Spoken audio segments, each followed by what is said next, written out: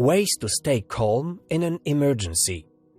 It is impossible to accurately predict how we will react during any given emergency. Even seasoned professionals like firefighters and nurses sometimes get overwhelmed and panic during a crisis. However, you can practice key skills now that give you a better chance of staying calm in a crisis and helping yourself and others. It is important to understand what happens to our body and brain in an emergency. During an emergency or traumatic event, our body goes into high alert. Large amounts of adrenaline and other stress hormones are released.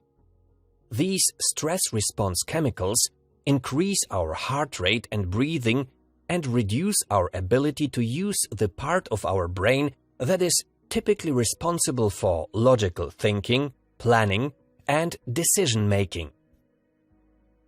Because we are hardwired to react emotionally and instinctively during highly stressful events, rather than logically and thoughtfully, we need to actively coach ourselves to calm down and focus.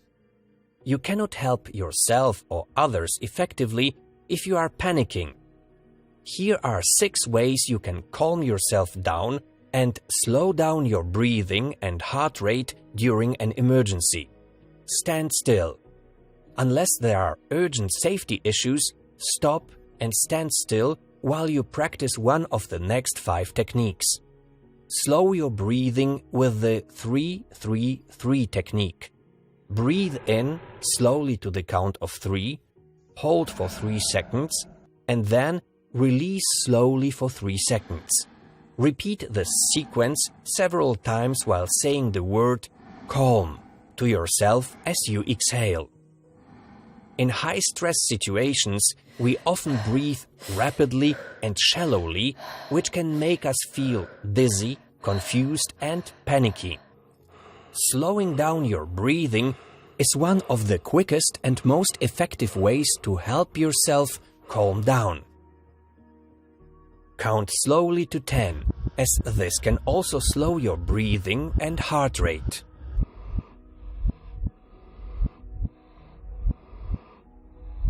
Imagine a safe space bubble. Close your eyes for a moment and imagine a quiet bubble of safe space surrounding you. Ground yourself by focusing on your senses. As you slow your breathing, ground yourself in the present moment by focusing on what you can feel, hear, and smell. And finally, number 6 is to remember others are watching you. Knowing that others are watching how you react can sometimes take the focus off your own panic and help you stay calm. In turn, your sense of calm will help others stay calm. After you feel calmer, ask yourself, what is the most important thing to do next?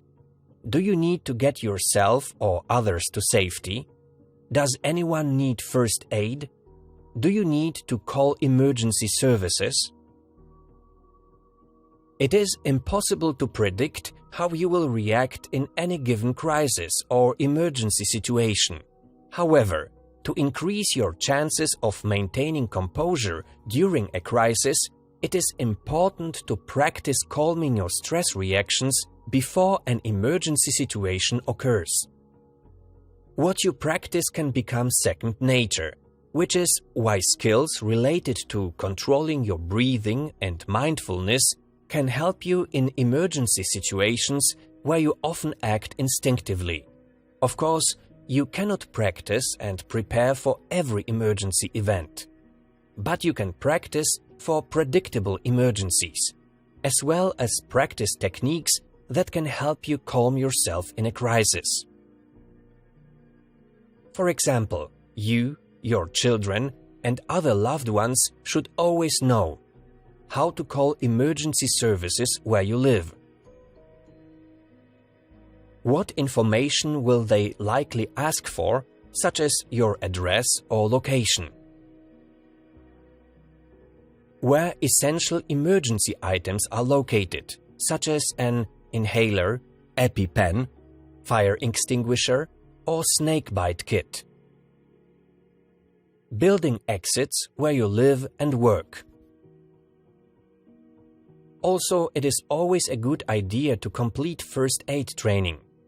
Many of the calming techniques that will help you during an emergency need to be practiced regularly.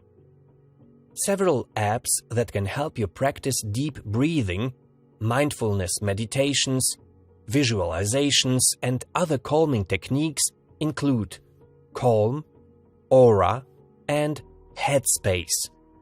Staying calm during an emergency involves preparing and practicing responses and strategies before the situation occurs, so that you react more predictably and rationally.